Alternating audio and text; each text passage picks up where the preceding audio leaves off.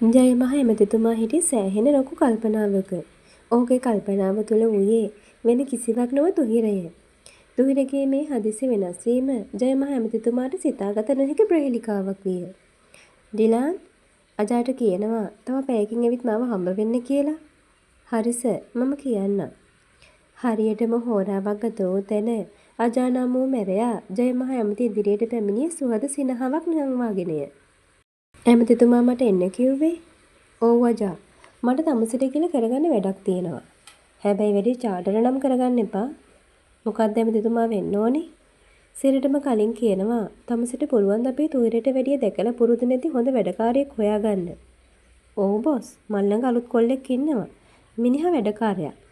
පොඩි බොස්ට මිනිහා වැඩිය නෝට් වෙලා නැහැ. එහෙනම් මේකයි වෙන්න ඕනි අජා. මට දැනගන්න ඕනේ අපේ තුහිර ගැන හැමදේම. ඒ කිව්වේ බොස්? මිනිහා මේ ළඟකදී ඉඳන් ගොඩක් වෙනස්. මට හොයාගන්න ඕන වෙනසට හේතුව.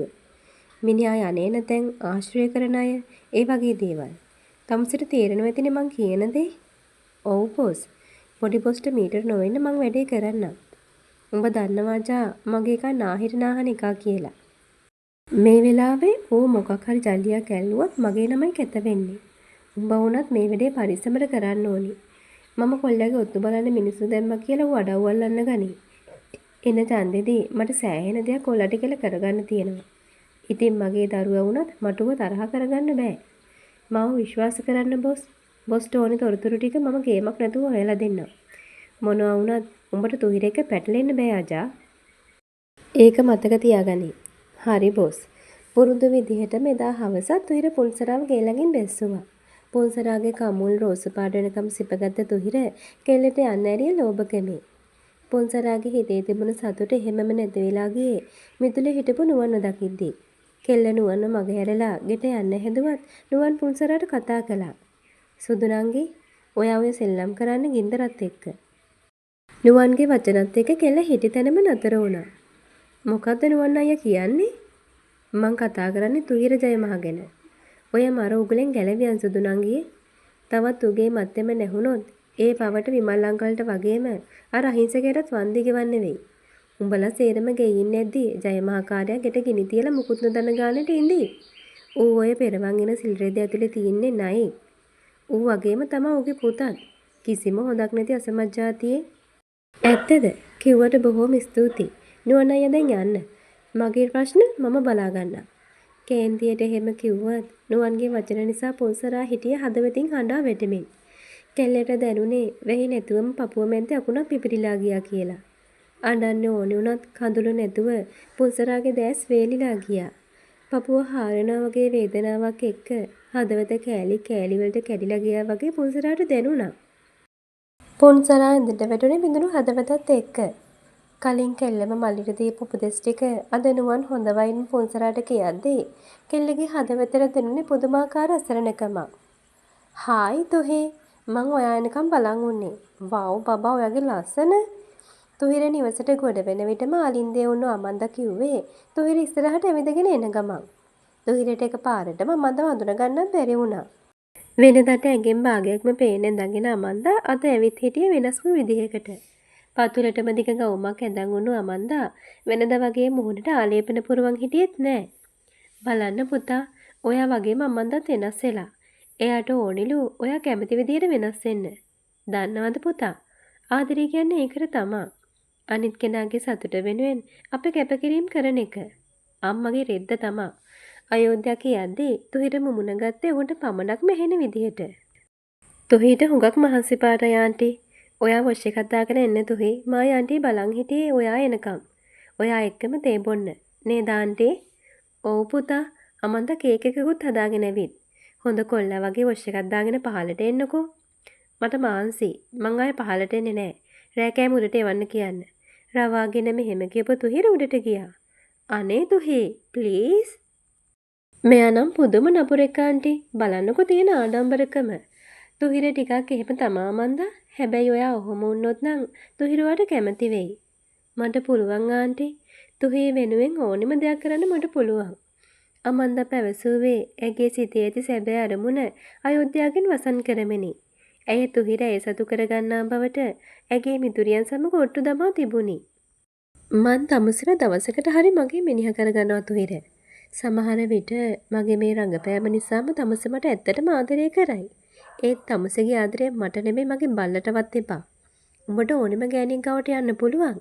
හැබැයි ඒ දවසකට හරි මගේ වුණාට පස්සේ. අම්මන්ද තම සිත සමග තනිවම දොඩමළු වූවාය. මේකේ ඒ පාර නටන්න හදන නාඩගම මොකද්ද? දිගට දිගේ නෙමෙයි උඹ ඇඳුම් නැතුව ආවත් මේ තුහිර තුහිරම තමයි අමන්දා. මං එදත් උඹට කැමති නෑ, අදත් කැමති නෑ. කවදාවත් කැමති වෙන්නෙත් නෑ. තුහිර පවසාගත්තේ කුරිරු සිනහවක් මෝග රඳවාගෙනය. වොෂ් එකක් දාන් ආපු තුහිර දුරකථන ඇමතුමක් ගත්තේ පුන්සරාට. කෙල්ල හෙලෝ කියද්දිම තුහිරට තේරුණා පුන්සරා අඬලා කියලා. ඇඬුවද සුදු බෝලේ? නෑ තුහි. බොරු කියන්නේ මාව රවට්ටන්න හිතන්ද? බොරු කිව්වත් ඇත්ත කිව්වත් රැවටෙන්නේ මමයි තුහිර. මොකක්ද ඒ කතාවේ තේරුම? තේරුම ඔයා ජයමහා ඇමතිතුමාගේ පුතා කියන එක. මම මේ දුවන්නේ මිරිඟුවක් පස්සේ කියන එක. දුවලා හති වැටිලම විනාශ වෙන්නේ මම විතරක් නෙවෙයි.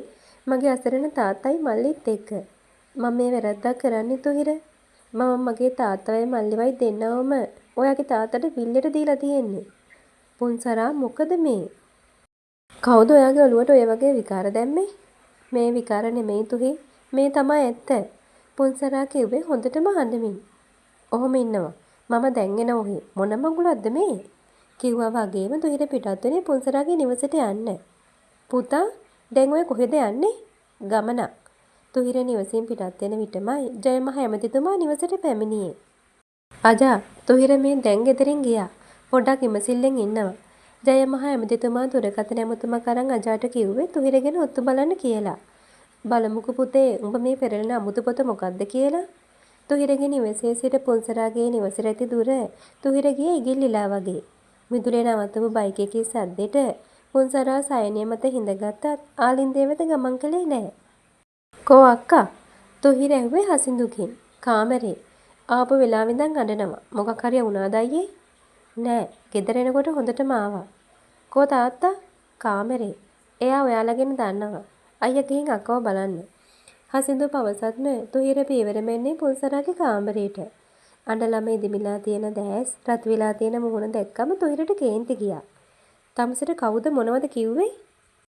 තුහිර ඇහුවේ කේන්තියෙන්. ඇගේ කඳුළු දකිනා විට ඔහුගේ සිරුරෙහි රුධිරය කකිරන්නට විය. පුන්සරා කිසිවක් නොකීවාය. ඇය තුහිර ඇසලට විත් ඔහුව තදින් වැළඳගෙන ඔහුට තුරුළුව කඳුළු සලන්නට විය. ඉතින් මේ ආදරේම වන්නට ඇත. ඔහු අභියස ඇගේ සියලු චිත්ත පීඩාවන් දුරව යන්නේය. ඔහුගේ එක ආදරණීය ස්පර්ශයකින් ඇගේ සියලු වේදනාවන් මැකී යන්නේය. මොකද උනේ? තුහිර ඇසුවේ ඔහුගේ ආවේගශීලී හඬ තරමකට පාලනය කරගෙනය. මට තවත් මේ සම්බන්ධය තුළ ඉන්න ඕනි නෑ තුහි. මට බෑ මගේ තාත්තවයි මල්ලිවයි නැති කරගන්න. ප්ලීස් ඔයා මාව අමතක කරන්න. පුන්සරා පැවසුවේ දෑත් එකිනෙක පටලවා තුහිර ඉදිරියේ වැඳ වැටෙමිනි. ඒ කියන්නේ මාව එපාද? ආසුදු බෝලේ මාව එපා කියලාද කියන්නේ? හරි මම යන්නම්. ආපහු මගේ ගාවට එන්න හිතන්නවත් එපා. ඔහුගේ වදන් මිදී තිබුණි. තවත් මොහොතක් පුන්සරා දෙස බලා සිටි තුහිර ආවේගෙම යන්නට ගියේ පුන්සරා වැළහින්නක මෙන් කාමරය මත බිම වැටි හඬන විටය.